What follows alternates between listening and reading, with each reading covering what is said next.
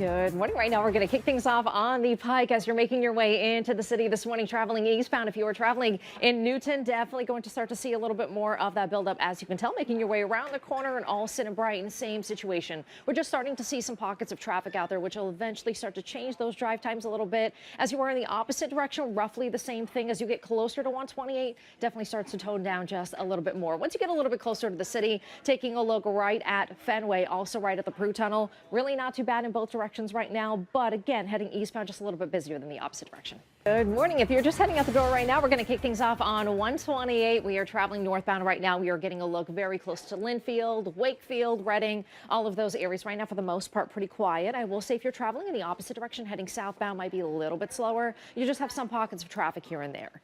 And then as you get closer to the city, maybe you're hopping on to 93, traveling in places like Stoneham, Wilmington. For the most part, really not too bad as you get closer to the city. Medford, Somerville tends to slow down a little bit more, especially as you get closer to the Boston area, eventually hopping on to the Zachem and the Lever Connector. So just be prepared for some extra delays there. Getting a look at those drive times, for the most part, not too bad, about 20 or 25 minutes on the Pike, but everything else, half an hour. Needs a best friend, right? Like Oprah Winfrey, especially on their 70th birthday. So the billionaire threw a surprise birthday party for her bestie, Gayle King, over the weekend. 50-year friendship. Right. Unbelievable. Very nice to see. Well, next on the news.